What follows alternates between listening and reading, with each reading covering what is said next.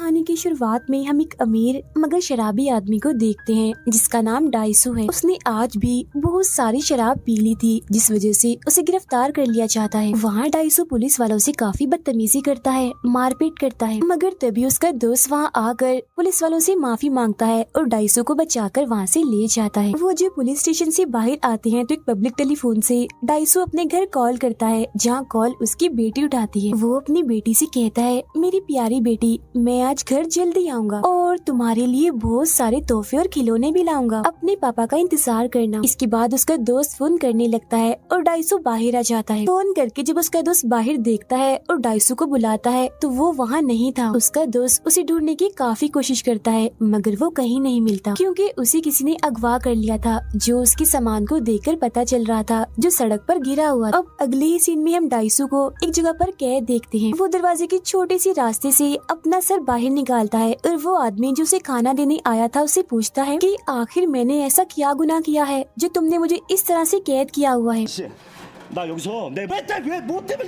लेकिन वो आदमी उसे कोई जवाब नहीं देता और वो छोटा सा रास्ता लॉक करके वहाँ से चला जाता है। अब डाइसू को कोई अंदाजा नहीं था कि वो लोग उसे एक हफ्ता नहीं, एक महीने नहीं, एक साल नहीं, बल्कि पूरे 15 सालों तक ऐसे कैद करके रखने वाले थे। मगर इसकी पीछे वजह क्या थी, इसके बारे में हमें बाद में पता चलेगा। अब डाइसू अकेला रहकर पागल ना हो जाए, इसीलिए वो लोग उसके कमरे में एक गैस छोड़ देते हैं जिससे उसे नींद आ जाती है। नींद भी ऐसी जैसे वो बेहोश हो। फिर एक दिन उसे गहरी नींद में सुलाकर वो लोग उसके जिस्म से थोड़ा सा खून निकाल लेते हैं और फिर अगले दिन डाइसू को पता चलता है कि उसकी वाइफ का किसी ने कत्ल कर दिया है और पुलिस कत्ल का मुजरिम डाइसू को साबित कर चुकी है, क्योंकि जहाँ कत्ल हुआ वहाँ डाइसू के खून की बूंदें मिली थी। अब इस सब के बारे में डाइसू को पता नहीं, क्योंकि वो तो सोया हुआ था, मगर हम जानते हैं कि वो खून जरूर वही हो सकता है जो वो लोग लेकर गए थे।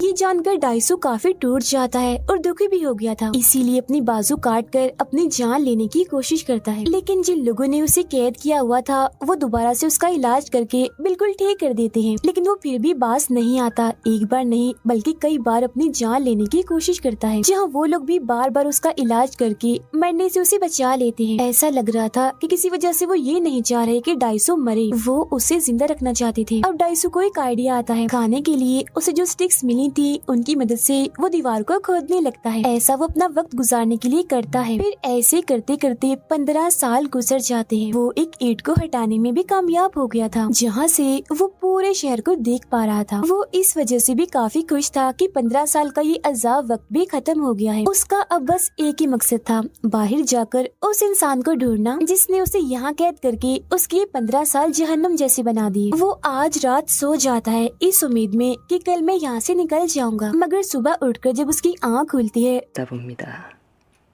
वो फौरन ही बड़े अलग ही अंदाज से एक सूटकेस से बाहर निकलता है। और क्योंकि वो सूरज को 15 सालों के बाद देख रहा था, इसीलिए सूरज की रोशनी वो बर्दाश्त नहीं कर पाता और उसे कुछ भी दिखाई नहीं दे रहा था। फिर जब वो नॉर्मल होता है तो उसी बिल्डिंग पर वो एक और आदमी को देखता है जो छत से कूदकर अपनी जान लेने वाला था। वो उस आदमी के पास जाकर अजीब तरह से उसे देखने और सूंघने लगता है, क्योंकि इतने वक्त के बाद उसने किसी इंसान को देखा था। डाइसू उसे अपनी सारी कहानी बताता है जो उसके साथ हुआ, ताकि उस आदमी के अंदर थोड़ा हौसला पैदा हो और जीने की चाहत उसके अंदर जग जाए और वो अपनी जान ना ले। जिसके बाद डाइसू वहाँ से चला जाता है, मगर हम देखते हैं कि उसके समझाने के बावजूद भी वो इंसान कूदकर अपनी जान ले ही लेता है। ये सब देख उसे हैरानी नहीं होती, बल्कि वो मुस्कुराने लगता है और मन ही मन में कहता है कि कैसी अजीब बात है ना, जब हम खुश होते हैं, हंसते हैं तो पूरी दुनिया हमारे साथ हंसती है, मगर जब हम रोते हैं तो हमारे साथ कोई नहीं होता, हमें अकेला ही रोना पड़ता है। यहाँ उसे पता चलता है कि 2003 है और सब कुछ उसके लिए नया है। वो शीशे के बॉक्स के पास बैठकर मछलियों को बड़े गौर से देखने लगता है। इतनी ही देर में एक भिखारी उसके पास आता है, उसे एक मोबाइल, कुछ पैसे देते हुए कहता है कि ये रखो, मगर इस बारे में मुझसे कुछ मत पूछना, क्योंकि मैं खुद नहीं जानता, बस ये तुम तक पहुंचाने का कहा था। जिसके बाद वो यहाँ से चला जाता है।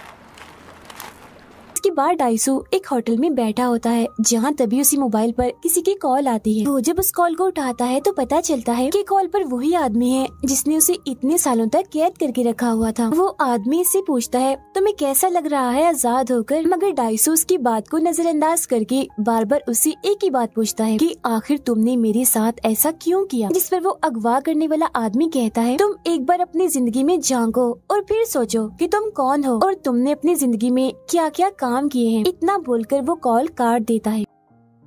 डाइसो काफी थक गया था तो वो बेहोश हो जाता है। फिर जब उसकी आंखें खुलती हैं तो वो अपने सामने एक कम उम्र लड़की को पाता है जिसका नाम मीडू है। वो इसी होटल में जॉब करती है। वो डाइसो की लिखी सारी डायरीज पढ़ने लगती है, जो बात डाइसो को बिल्कुल भी अच्छी नहीं लगती। वो फौरन उससे अपनी सारी डायरीज ले लेता है। फिर अगली सुबह वो अपनी खोई हुई बेटी को ढूंढने जाता है। उसे पता चलता है कि किसी ने उसकी बेटी को गोद ले लिया है और अब वो इस मुल्क में नहीं रहती। यहाँ डाइसो को उसकी वाइफ की याद भी आती है जिसकी कत्ल का इल्जाम उसी के सर पर है। वो फिर ये फैसला करता है कि मैं अपनी वाइफ की कब्र पर तब तक नहीं जाऊंगा जब तक मैं उसके कातिल को ढूंढ न लूं। फिर अब डाइसो अलग अलग होटल्स में जाता है क्योंकि उसे कहीं का भी जायका पसंद नहीं आता। वो उस होटल जैसा जायका ढूंढ रहा था जिसका खाना उसने तब खाया था जब वो कैद था। वो उसका जायका आज तक नहीं भूल पा रहा था। कई सारे होटल्स का खाना चखने के बाद वो उस होटल में पहुंच ही जाता है जिसका खाना उसने 15 सालों तक खाया था। खाना पहुंचाने वाले का पीछा करते हुए वो वहीं पहुंच जाता है जहां उसे कैद किया हुआ था। यहाँ पर और भी बहुत सारे लोगों को अलग अलग कमरों में कैद किया हुआ था। ये किस्म की जेल थी। डाइसो जेल के मैनेजर को पकड़ लेता है। वो उसके मुंह में कपड़ा ठोंसकर उसके पूरे जिस्म पर टेप्स लगाकर बांध लेता है और उससे बस एक ही सवाल वो पूछता है कि तुम्हें ऐसा करने के लिए किसने पैसे दिए थे, जिस पर वो मना कर देता है कि मैं इस बारे में कुछ नहीं जानता। अब डाइसो एक एक करके उसकी 15 दांत तोड़ देता है और बड़ी बेरहमी से उन्हें बाहर भी निकाल लेता है। और तो और वो यहाँ पर काम करने वाले लोगों को भी बहुत मारता है, मगर वो लोग काफी ज्यादा थे तो वो खुद भी काफी जख्मी हो गया था। वो फिर अधमरी हालत में खून में लथपथ बाहर आता है और फौरन गिर जाता है, जहाँ तभी एक आदमी उसकी मदद करता है और फौरन उसे गाड़ी में बिठाता है। हैरत ये थी कि वो डाइसो को उसका नाम लेकर बुला रहा था, जिससे डाइसो को उस पर शक हो जाता है, मगर उसमें इतनी हिम्मत नहीं थी कि उसका पीछा करता। डाइसो को जब होश आती है तो वो अपने सामने मीडू को पाता है जिसने उसके सारे जख्मों को सीकर बिल्कुल ठीक कर दिया था। वो अपने साथ कुछ ऑडियो टेप्स भी लाया था जिन्हें एक एक करके वो सुनने लगता है। यहाँ उसे सिर्फ एक ही बात पता चलती है और वो ये कि जिस आदमी ने भी उसे अगवा करके कैद किया था उसे डाइसो से बस एक ही शिकायत थी कि वो बोलता बहुत है और उसकी जुबान बहुत जलती है। इसके बाद वो अपने उसी दोस्त के पास जाता है जिससे 15 साल पहले वो अलग हो गया था, जो उसे पुलिस से आजाद करके लाया था। जैसे वो डाइसो को देखता है उसे गले से लगा लेता है। वो काफी जज्बाती हो गया था इसीलिए रोने लगता है। डाइसो अपने दोस्त के कंप्यूटर में अपनी आईडी लगाता है जिसे चेक करने पर उसे पता चलता है कि उसके ऊपर जो केस चल रहा है अपनी वाइफ के कत्ल का, वो कल पूरी तरह से खत्म हो जाएगा, जिसका मतलब था कि डाइसो अब पूरी तरह से आजाद होने वाला है। उसका दोस्त उसे कहता है तुम्हें अपनों में से ही किसी को या जो तुम्हारे आसपास है उनमें से ही किसी को ढूंढना चाहिए, क्योंकि इन्हीं में से कोई एक है जो तुम्हारे साथ ही सब कर रहा है। ये सुन डाइसो को उसी लड़की मीडू पर शक होता है क्योंकि उसने बगैर किसी वजह से डाइसो की मदद की थी। वो मीडू को पकड़कर उसे बांध देता है और काफी मारकर उसे पूछताछ करने लगता है, मगर तभी उसके पास उसके दोस्त की कॉल आती है जो बताता है कि मैंने उस अगवा करने वाले की आईडी को चेक करके ये पता लगवा लिया है कि वो कहाँ रहता है, मतलब जो उसका ठिकाना है। अब यहाँ हैरत ये थी कि वो पता कहीं और का नहीं बल्कि डाइसो के सामने वाली बिल्डिंग का था। वो फौरन उस बिल्डिंग में जाता है जहाँ उसे वही आदमी मिलता है जिसने जख्मी हालत में उसकी मदद की थी, जो उसे उसका नाम लेकर बुला रहा था। यहाँ हमें इस आदमी का नाम पता चलता है, इसका नाम वोजिन होता है। वो डाइसो को देखकर मजाकिया उस पर हंसने लगता है, जो देखकर डाइसो को गुस्सा आ गया था और वो फौरन आकर उसे गले से पकड़ लेता है, जिस पर वो डाइसो से कहता है अगर तुम चाहो तो मुझे मार सकते हो। वो फिर उसे अपना सीना दिखाता है जिस पर टांगों के निशान थे और कहता है कि मेरे अंदर एक चिप डिवाइस है और ये देखो रिमोट भी है, अगर मैं चाहूँ तो रिमोट दबाकर भी खुद को मार सकता हूँ, तो मौत से मरने से तो मुझे डर नहीं लगता। और हाँ, अब तुम जान ही गई हो कि मैंने तुम्हें वहाँ कैद किया था, तो अब ध्यान से मेरी बात सुन लो। तुम्हारे पास मजीद 5 दिन है। अगर तुमने पता लगवा लिया कि मैंने तुम्हें 15 सालों तक कैद क्यों रखा था तो मैं खुद को मार लूंगा, लेकिन अगर तुम पता ना लगवा सके तो मैं मीडू को मार दूंगा, यानी उस लड़की को। इतना कहकर वो यहाँ से चला जाता है। डाइसो भी अब उसे कुछ नहीं कहता और जाने देता है, क्योंकि वो भी जानना चाहता था कि आखिर मैंने ऐसा क्या किया जो मुझे इतनी बड़ी सजा मिली। अब जब डाइसो मीडू के पास आता है तो देखता है कि जेल के मैनेजर और उसके लोगों ने मीडू को पकड़ा हुआ है और उसे बंदी बनाया हुआ है। वो अब डाइसो को भी पकड़ लेता है।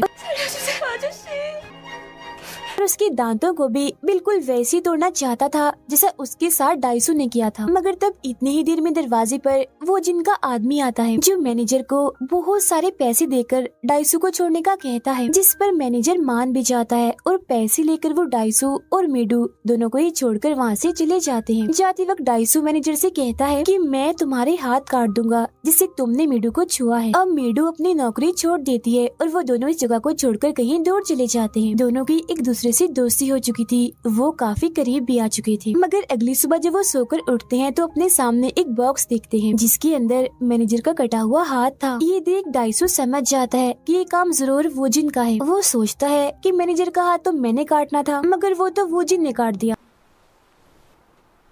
आखिर उसे ये हाथ काटने वाली बात कैसी पता चली। उसे यहाँ पर शक हो जाता है कि जरूर किसी तरह वोजिन ने हम पर नजर रखी हुई है। इसीलिए वो बिजली की एक दुकान पर जाता है और अपने कपड़े जूते सारी चीजें चेक करवाता है। तब उसे पता चलता है कि उसके जूते में एक चिप लगी हुई थी जिसकी मदद से वोजिन उनकी सारी बातें सुन रहा था और उन पर नजर रखी हुई। डाइसू जब रिसर्च करता है तो उसे एक स्कूल के बारे में पता चलता है। ये वही स्कूल था जिसमें वो पढ़ता था। वो स्कूल में जाकर छानबीन करने लगता है जहाँ उसे एक लड़की के बारे में पता चलता है मगर उसकी तस्वीरें वहाँ से हटा दी गई थी। तब डाइसू अपने दोस्त को कॉल करके पूछता है, क्या तुम इस लड़की के बारे में जानते हो? जिस पर उसका दोस्त कहता है कि हाँ, ये तुम्हारी क्लास में तो पढ़ा करती थी मगर एक दिन उसने नदी में कूदकर अपनी जान ले ली। और ये लड़की पूरे स्कूल में बदनाम थी क्योंकि लोगों का कहना था कि वो अच्छी लड़की नहीं है, उसने गलत ताल्लुक बनाए हुए हैं। अब यहाँ साइड में ही अपने सिस्टम पर वोजिन भी बैठा हुआ था। उस लड़की के बारे में ये सारी बातें सुनकर उसे बहुत बुरा लगता है। इसीलिए वो डाइसू के दोस्त के पास जाकर उसे इतना पीटता है कि जान से ही मार डालता है। जिसके बाद वो उसे कहता है, तुमने उसके बारे में बहुत गलत बकवास की है, वो कोई ऐसी वैसी लड़की नहीं थी, समझ गए ना? जिसके बाद वो यहाँ से चला जाता है। डाइसू को जब अपने दोस्त की मौत का पता चलता है तो उसे बहुत दुख होता है। उसे लगता है कि वो मेरा दोस्त था इसीलिए उसकी मौत हुई और अब कहीं मीडू की भी ना हो जाए, इसीलिए वो उसे मैनेजर के पास छोड़ देता है क्योंकि अब उन दोनों की दोस्ती हो गई थी। और सच्चाई का पता लगवाने के लिए अकेला ही वो निकल जाता है। जहाँ अब धीरे धीरे उसे याद आता है कि जब उसने स्कूल छोड़ा था तो वो लड़की जिसने अपनी जान ली और उसका भाई एक दूसरे के काफी करीब आ गए थे, जिन दोनों को डाइसू ने देख लिया था। और अब यहाँ पर ये राज खुलता है कि उस लड़की का भाई और कोई नहीं बल्कि वोजिन था, यानी वही जिसने डाइसू को इतने सालों से कैद रखा। अब डाइसू ने स्कूल तो छोड़ना ही था, इसीलिए वो ये सारी बातें अपने दोस्त को बता देता है मगर वो उससे ये कहता है कि ये बात राज रहनी चाहिए, किसी को भी मत बताना। और बस यही उसकी जिंदगी की सबसे बड़ी गलती थी कि उसने अपने दोस्त पर भरोसा करके ये बात उसे बता दी, क्योंकि उसने ये बात राज नहीं रखी बल्कि पूरे स्कूल में ही फैला दी, जिससे उस लड़की ने अपनी जान ले ली। और इसी चीज का बदला वोजिन डाइसू से ले रहा था। अब आखिरकार डाइसू को पता चल ही गया था कि क्यों आखिर इतने सालों से वोजिन ने उसे कैद करके रखा था। और आज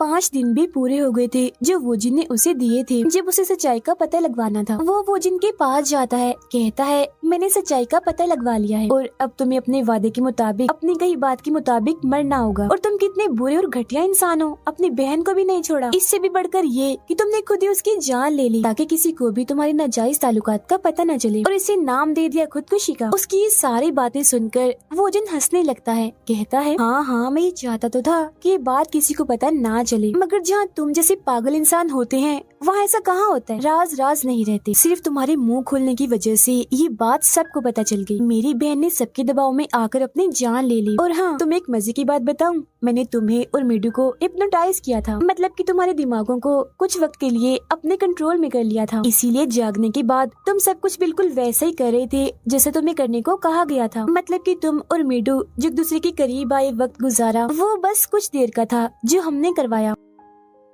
अब हिप्नोटाइज के असर से बाहर आने के बाद उसे कुछ भी याद नहीं होगा, मगर मैं तुम्हें ये बात भूलने नहीं दूंगा क्योंकि सच्चाई जानने के बाद तुम मरना पसंद करोगे। ये कहने के बाद वो जामुनी रंग के एक बॉक्स की तरफ इशारा करके डाइसू को उसे खोलने का कहता है। जैसे डाइसू उसे खोलता है तो उसमें एक एल्बम था जिसमें एक छोटी बच्ची की तस्वीरें थी, जिन सब में डाइसू भी उसके साथ था। वो जैसे जैसे पन्नों को पलटता है तो बच्ची की उम्र बढ़ने के साथ साथ की सारी तस्वीरें थी। और सबसे आखिरी तस्वीर थी मीडू की। जी हाँ, बिल्कुल मीडू की, इसका मतलब ये था कि मीडू और कोई नहीं बल्कि डाइसू का अपना ही खून है। वो उसकी बेटी ही है जिसे अब वो प्यार करता है और उसके करीब भी आ चुका है। ये जानकर उसे पहले तो धक्का लगता है, मगर फिर एक ही दम वो आग बगोला हो जाता है। गुस्से में आकर वो जिन पर हमला कर देता है, मगर वो जिन का गार्ड उसे पकड़ लेता है और काफी बुरी तरह उठा कर वो उसे मारता है। वो उसे इतना मारता है कि अधमरा कर देता है, मगर इससे पहले वो उसे जान से मारता वो जिन अपने ही गार्ड को गोली से उड़ा देता है। अब वो जिन मैनेजर के पास कॉल करता है, जिससे हमें पता चलता है कि मैनेजर भी उसके साथ मिला हुआ है। उसके सामने मीडू थी, जिसके सामने भी बिल्कुल वैसा ही जामुनी रंग का बॉक्स था, जिसे अब कुछ ही देर में खोलकर ये सारी सच्चाई मीडू को भी बतानी थी। डाइसू उससे बात करता है, कहता है चाहे कुछ भी हो जाए तुम प्लीज उस बॉक्स को मत खोलना। इसके बाद डाइसू गुस्से में वो जिन से कहता है कि अगर मीडू को इस बारे में पता चला तो मैं तुम्हारी जान ले लूंगा और तुम्हारे टुकड़े टुकड़े कर दूंगा। मगर अगले ही पल वो पूरी तरह से टूट जाता है और फूट फूट कर रोने लगता है और वो जिनके आगे गिड़गिड़ाने लगता है, झुक जाता है उसके आगे, कहता है कि मैं सारी जिंदगी तुम्हारा गुलाम बन के रहूंगा, लेकिन प्लीज मीडू को इस बारे में कुछ पता नहीं चलना चाहिए।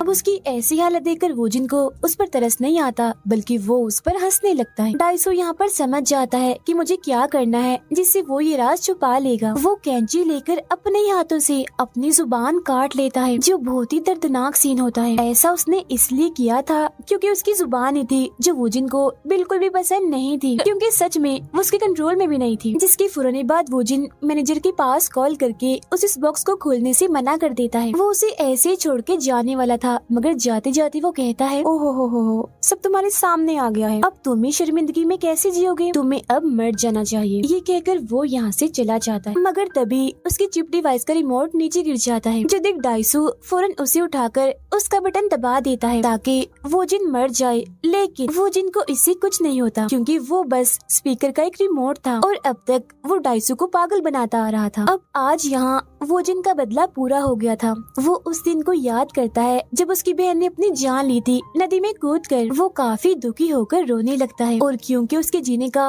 अब कोई मकसद नहीं था, इसीलिए खुद को गोली मारकर वो अपनी जान ले लेता है।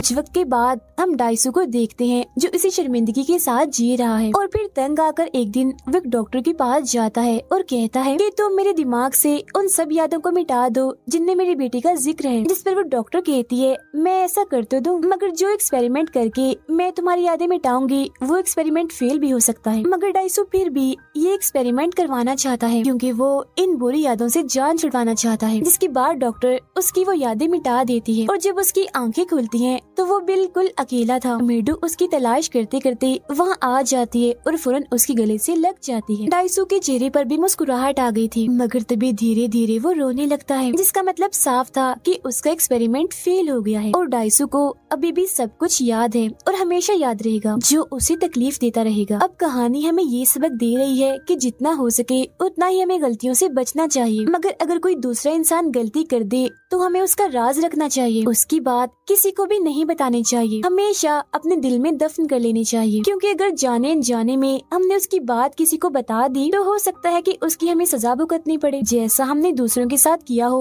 वैसा हमारे साथ ना हो जाए, जैसा कि डाइसू के साथ हुआ। इसीलिए हमेशा दूसरों की बातों को नजरअंदाज करना सीखें और अपनी जुबान पर जितना हो सके काबू रखें। और इसी मैसेज के साथ ही ये कहानी इधर ही खत्म हो जाती है।